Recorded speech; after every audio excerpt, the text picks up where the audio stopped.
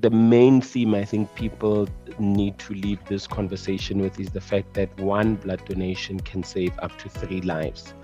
Hello and welcome to another episode of the Africa Within podcast, where we explore the issues shaping health, development, peace and security, and climate across the African continent. I'm your host, Nontobeko Mlambo. In today's episode, we discuss the issue of blood donation. Every year, World Blood Donor Day reminds us of the extraordinary impact of blood donation.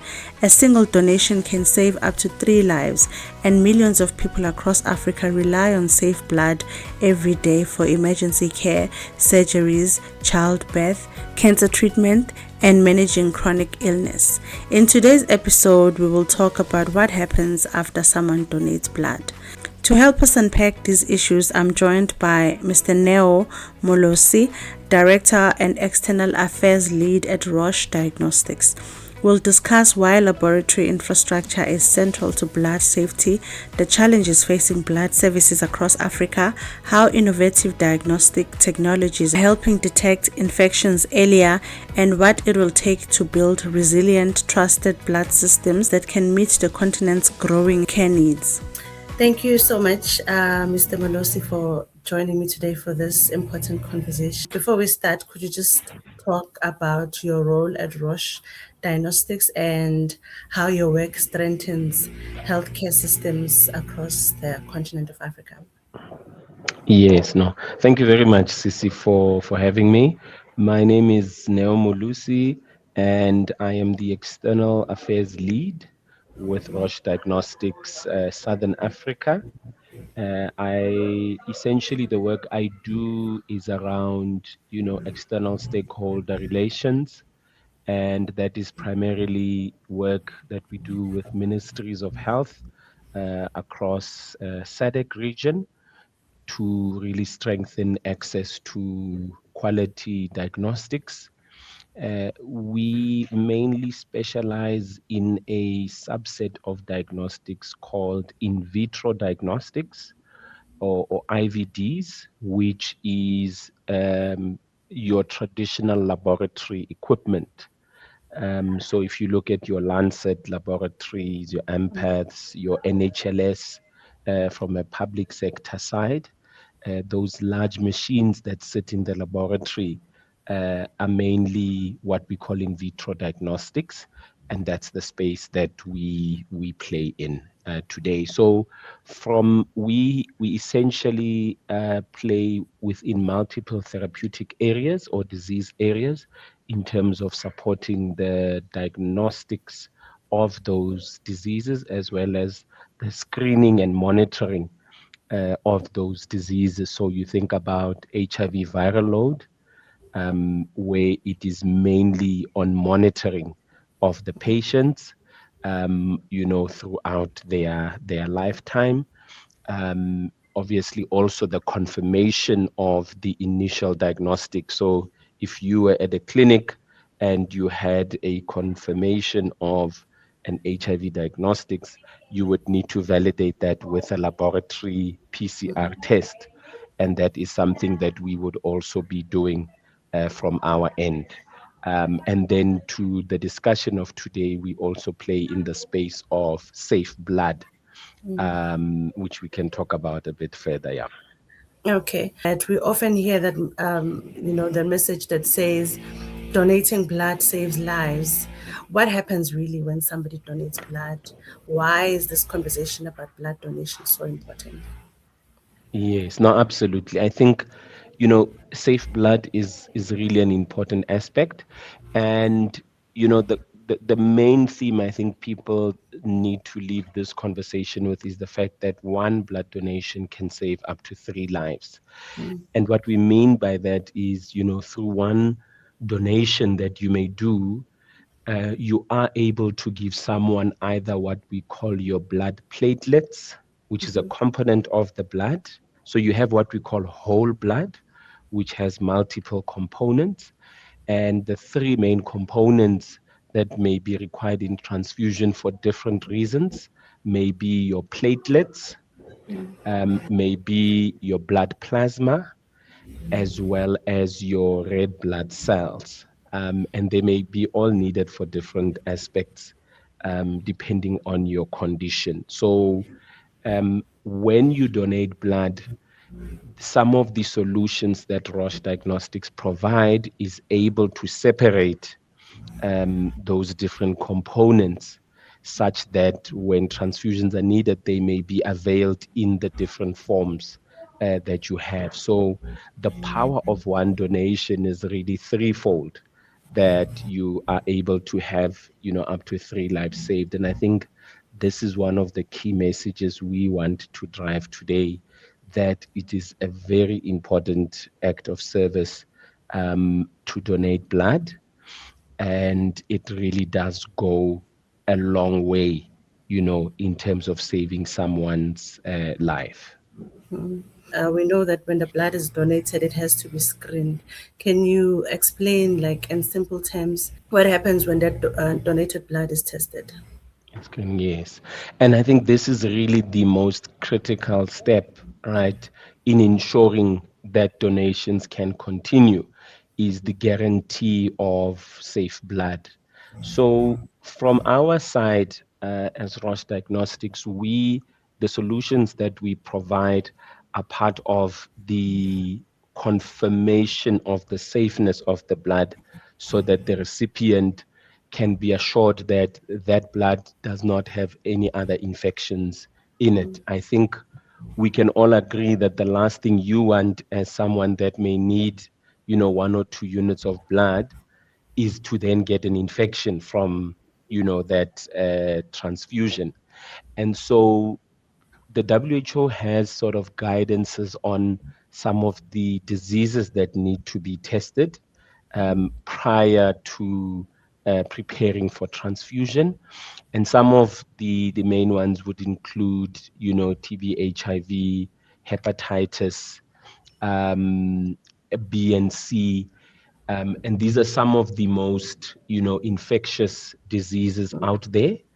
And so there is guidance on ensuring that each unit of blood that is donated is screened for some of these diseases as well. And so we have solutions from a Roche perspective that test for each of these and multiple other infectious diseases, including STIs. I've mentioned TB, HIV, the multiple hepatitis that exist, and many other diseases that we test for in both infectious and non-infectious diseases. And so once those tests are done at what we call a molecular level, because the other challenge we have is many countries, when they run sort of blood services or what we call blood banks, they may not necessarily have the technology that would test blood at the molecular level. And so they would do what we call your normal rapid tests. So those are those small kits that you would find at your local pharmacy, where you do a prick, and then you would get those 2 lines that would confirm a diagnosis.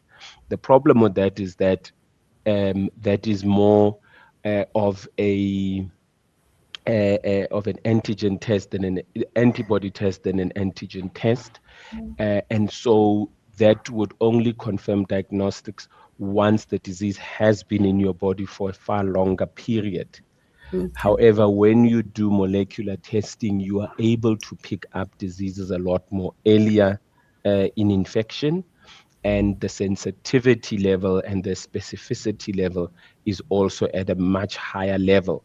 And so you are able to pick up, infection within days of the patient, having picked up that sort of disease. And whether or not they may have a very low viral load at the time, the sensitivity of the test may be able to pick that up depending on the disease area. So it is very critical for countries to really look at investing in the right sort of, infrastructure to avoid possibility of, infection from blood transfusions, because what that does is that it decreases confidence in the public to come back and donate blood. And it also makes patients who need blood panic and would rather opt to go into other countries if they have the finances, or try and find the money, to go to a private provider, even within country, that might be able to give them a better option as well in terms of safe blood. You just spoke about the accuracy of the molecular test. Could you please explain the concept of a window period for infections and why detecting diseases earlier can make such a significant difference? Yeah, no, absolutely. So if you think about a virus and how viruses typically act, is that when someone that is infectious infects, let's use HIV because I think it's the easiest example for all of us. If someone with HIV has a very high viral load and they are therefore highly infectious, maybe they're not on treatment, they're not aware of their diagnosis, and they infect someone in whatever form or shape, when the person that is being infected gets this virus, from a scientific level, what happens is the virus then goes into the various cells of this person, and then it embeds itself into the DNA of that cell, for instance. It then, through a process, and this is sort of deeper science, RNA and DNA, transcriptase and all that. So some of your more scientific people may know this, but I won't go in too much depth.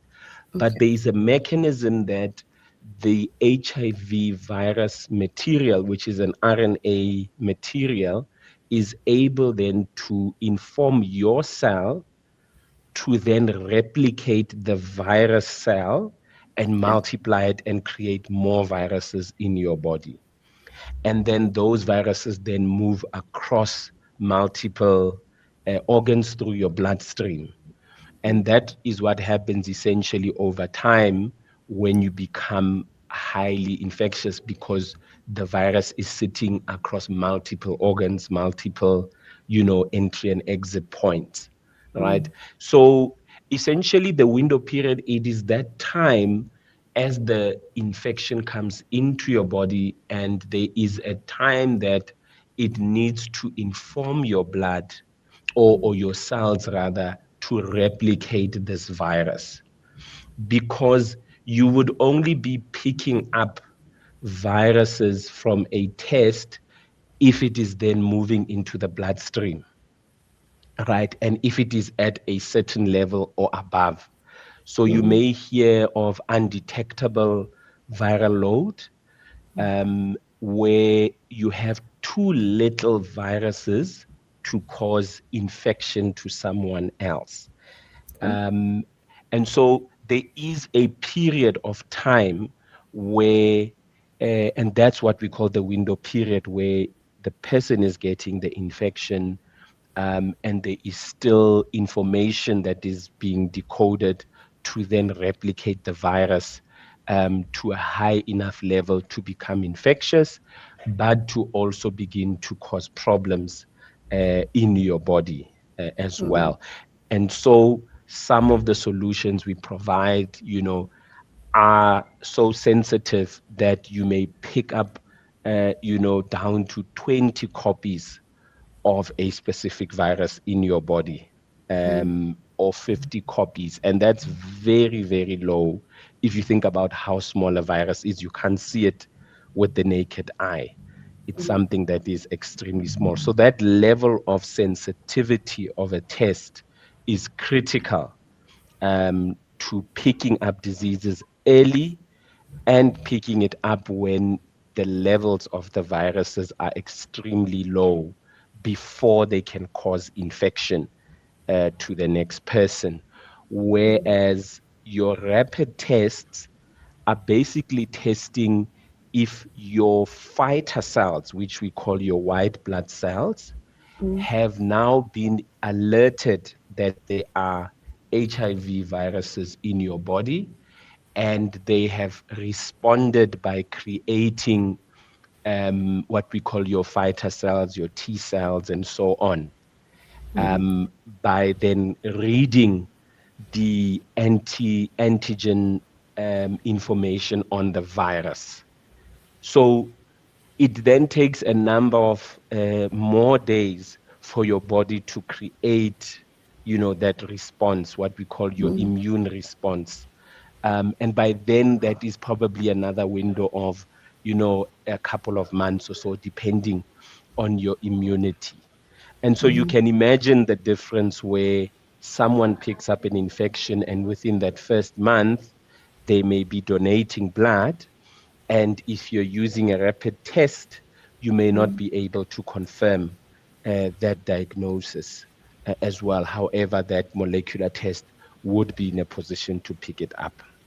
Yeah. You've spoken about a couple of solutions to make sure that the blood is safe to be received by the person who's receiving it. What other systems need to be in place to ensure the safety of everyone when they receive the blood?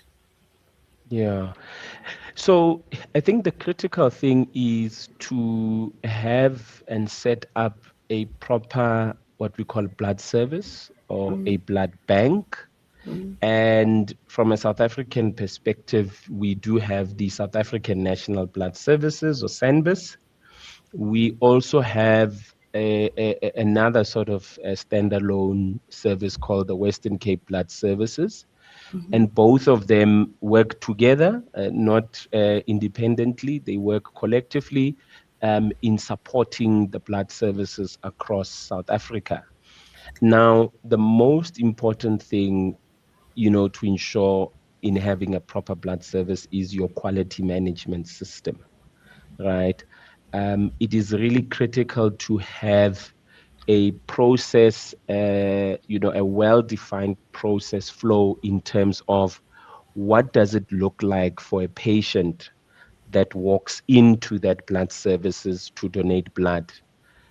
How should the donation pack be stored and handled to ensure that it remains viable and free from other contaminations like bacterial or fungal infections? When the person donates blood, what is the process for the person that is handling the donation process, that is handling the blood pack? Where should it be stored, the blood, once it's being removed? So having that well-defined system, and that's what we call a quality management system, where you can guarantee that every single person that comes in to donate blood, they will undergo the very same process, they will receive the very same treatment, and that the blood will be tested in the very same manner under the very same conditions.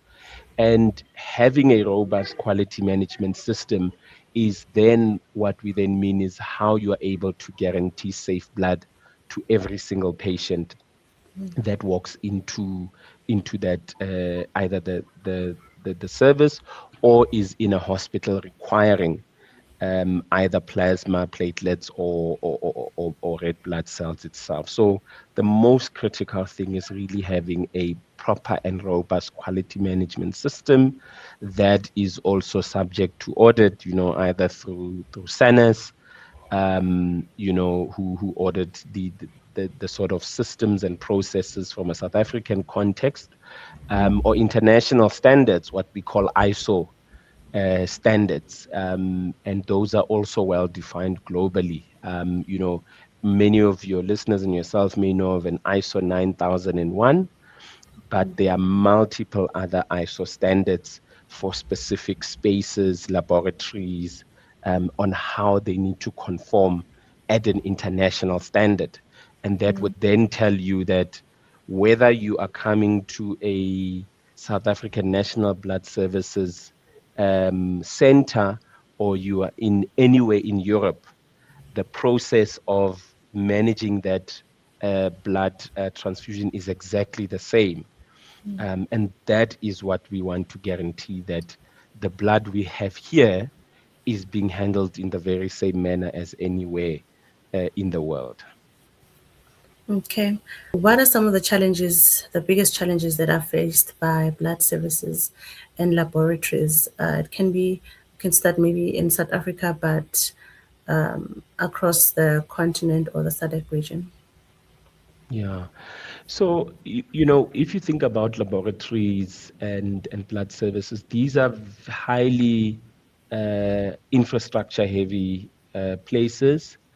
There's a lot of equipment that sits in a laboratory or a blood service, a lot of sophisticated technology that goes in there, but a lot of precision that is required of anybody who's in the space. So, I think the growing challenge is having ministries of health understand the importance of investing in the right infrastructure. Because of the sophistication, these machines and instruments are quite pricey, and so there is a lot of pushback around whether or not it does make sense to invest in this sort of technology and what it would do. So the engagements that I have with ministries, with organizations like blood services, is on the education of letting them understand why it's important to invest in these sort of equipment, to ensure that they don't reduce confidence in blood donations, and keep that donation levels where they should be, because today we are not at the right sort of levels in terms of donation rates. And so there's more work that has to be done to advocate to the public on increasing donation rates. But it does certainly start at the laboratory level to make sure that we've got the right equipment. We have trained the laboratory staff in knowing how to use the equipment, a lot more responsibly, and being able to ensure that the testing that is done properly, and that quality management system we spoke of earlier is being adhered at all levels. And so that continuous engagement remains important across the entire spectrum. So I think that would be one of the largest challenges. And of course, one of the other ones, if you think about sort of the rest of the continent, we have been highly dependent on US donor funding in our health systems, including South Africa as well. And we've seen over the last year and a half a decline in monies being availed in terms of healthcare financing. And so governments are under pressure now to look for additional funds within their, fiscus. And we know that, most African countries do not have, this sort of financing. And so that's what we find ourselves, where governments have to make tough decisions uh, because they just do not have the financing to drive investment of that nature. So funding is also a key issue.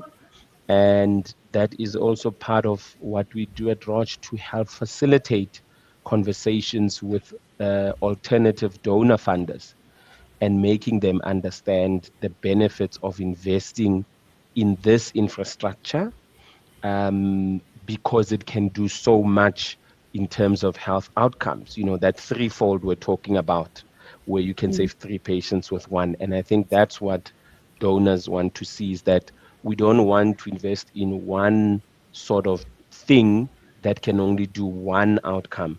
How can it replicate and duplicate the outcomes two, three, fourfold as well? And one of the things that we provide is what we call integrated testing, where one machine is able to do multiple disease tests at the same time. So you would be able to do HIV viral load, um, HPV or slash cervical cancer screening, STI screening, hepatitis B and C, on the very same platform, whereas historically one platform was meant mainly for one sort of disease. Yeah. Yeah. We're just talking about the challenges. Could we look at some of the solutions now that we live in a modern world where modern technology and AI Mm. easily available? How can modern diagnostic technology like AI help laboratories work more efficiently without compromising the quality of testing? Yeah, no, that's really an important one, and this is where our solutions are really headed to, and it's a very exciting time, I think, to have diagnostics that are predictive in terms of looking at a not a retrospective issue. Because if you think about it, diagnostics is retrospective. Something has happened, and all we want to do is to confirm if that has happened. How do we move to prospective diagnostics where we can say, you may be at risk of cancer because we are seeing a pattern of behavior in your morphology of a specific organ, for Yeah. instance. So a real example is in the solution we provide for HPV, which is the main virus that causes cervical cancer, is that today you are able to test with the solution that Roche Diagnostics provide, and it gives you a 5-year to arguably a 10-year window, in terms of your risk of potentially becoming cancerous from a cervical perspective, which means you are then able to you can then screen once every 5 to 10 years, as opposed to the current pap smear, which is an annual test. But remembering that your pap smear is also partly trying to tell you what is happening now. So with the current technology that we have, we are able to look at what sort of behavior are we seeing in the area, and is it likely to become cancerous or not? And if there is a level of risk, then that patient can then be isolated and tracked a lot more frequently to ensure that we are able to manage the patient a lot more sooner and ensure that they have a better prognosis if they do eventually get cervical cancer. But those that have a very low risk can then afford to come back after 5 years, or after 10 years. And you can see the power of that is that it reduces the burden of load in the hospitals and the clinics, because females then don't have to come annually. They can then come once every 5 years for that screening. So that's one of sort of the practical examples of moving towards more predictive diagnostics. And there's a lot of that is on the horizon. I think the other thing in terms of technology, essentially, that we are looking at is obviously having a lot more guidance on trends that are emerging from a instrument. So if I give an example, if you have a diagnostic machine at your lab, um, the data that can be extracted from there can give you a picture of disease surveillance, disease trends, and what we can predict going forward. So, also on the data side, I think it's key that we are able to support ministries of health with data from our machines, and also, from a pandemic preparedness perspective, that countries know that with each machine that they have invested in, what is the capacity of testing, and which sort of diseases can be tested. If you look at Ebola outbreak in DRC, these are some of the questions that some labs would ask: is, can this machine test for the diseases that we know are highly infectious and are well controlled, such that when we do have an outbreak, we're able to quickly activate testing capabilities. So I think from a technology side, it's really key that it allows ministries to do forward projections, pandemic preparedness, but also predictive diagnostics, in terms of risk. I think that's really the key in terms of diagnostics for the future. Speaking of Ebola, there's this time around there's a lot of misinformation, which then discourages people from, you know, following the rules or the regulations that are given by maybe governments. And we also live in a continent where there's so many superstitions, so many cultural differences, religion, misinformation that exists. How then do your organization, or how can we make sure that the public has trust? It's very essential for encouraging people to donate blood. And how do safe laboratory systems contribute to building that trust? Yeah, no, absolutely. And it really is about education, I think, right? So we have a responsibility as a manufacturer and supplier of diagnostics to ensure that whatever it is that we provide to laboratories, there is a good and competent understanding of how to use the products, what they are used for, and how effective and safe they are. Right. Secondly, we also do have regulators in countries that would look at approving the use of diagnostics before we bring them into a country. And in South Africa, we've got SAPRA, who are the regulators. And so, they do an evaluation of, medicines and medical devices prior to importing them into the country. So that sort of education in knowing that there's a regulator that looks at it.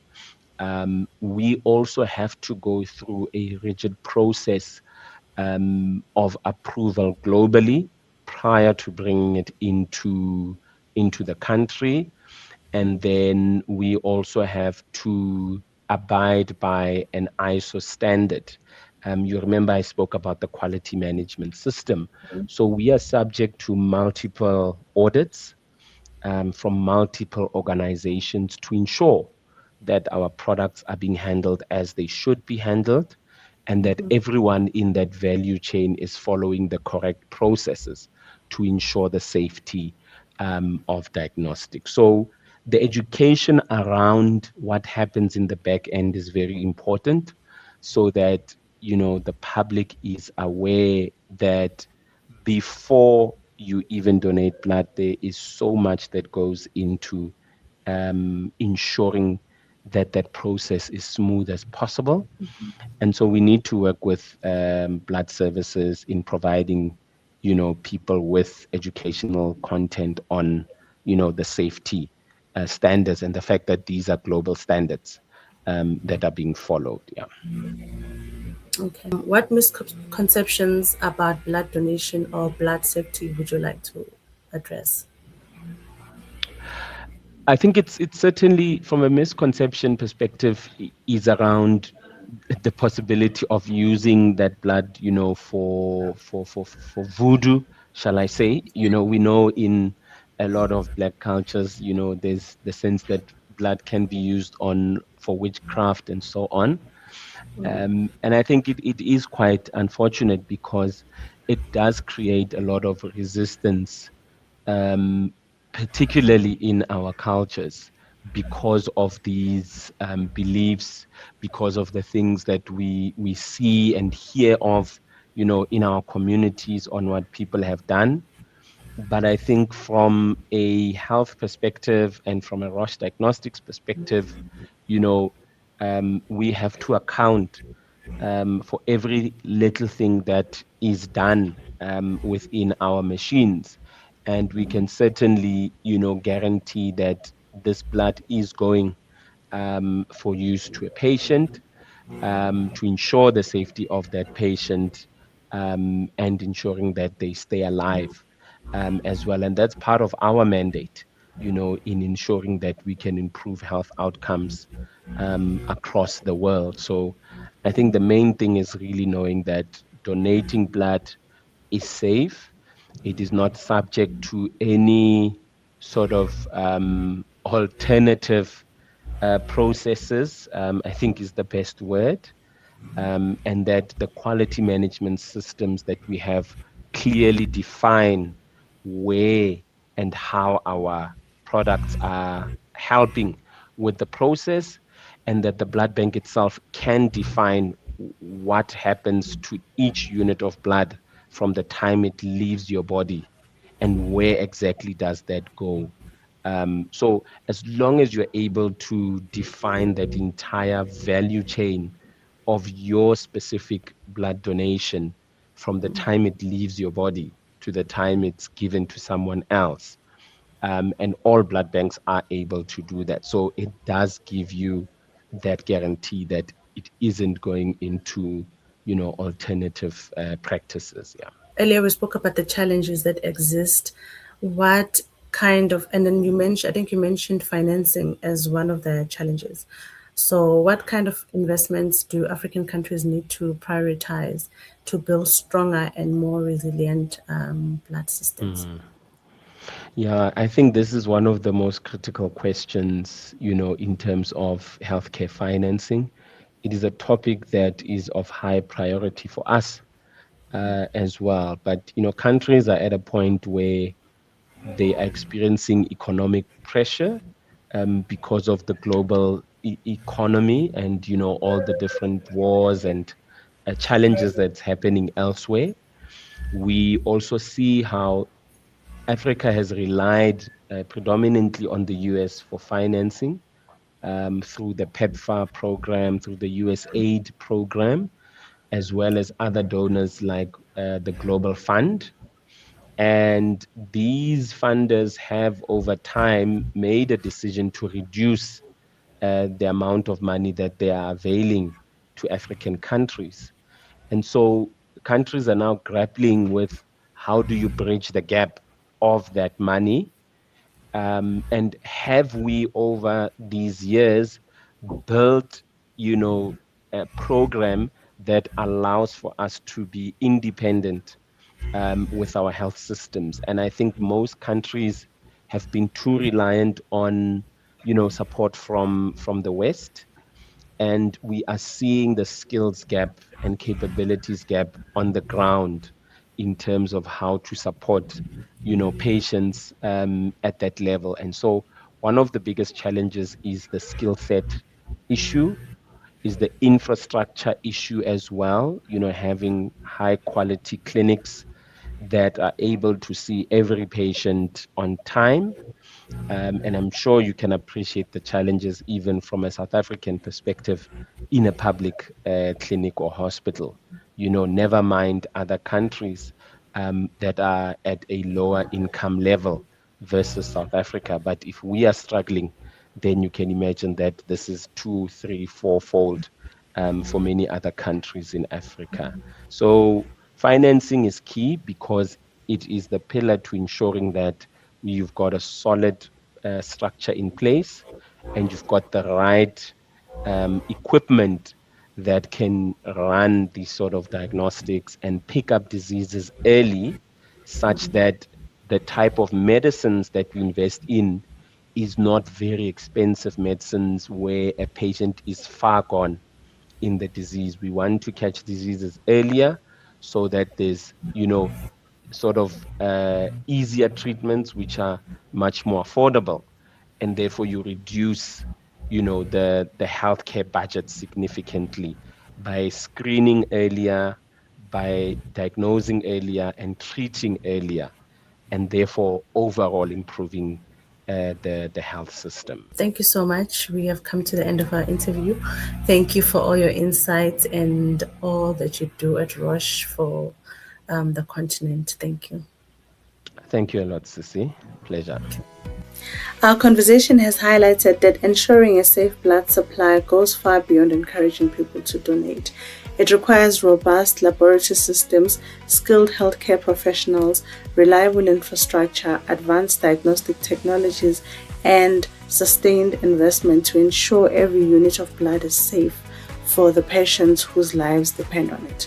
As Africa continues to strengthen its health systems, building resilient blood services will be essential, not only for responding to everyday medical needs, but also for preparing for future public health challenges. Equally important is maintaining public trust in both blood donation and the healthcare systems that safeguard every donation from donor to recipient.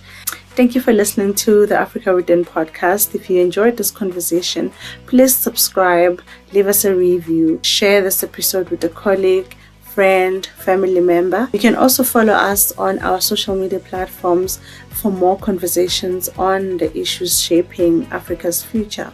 Until next time, I am Nontobeko Mlambo. Thank you for listening and goodbye.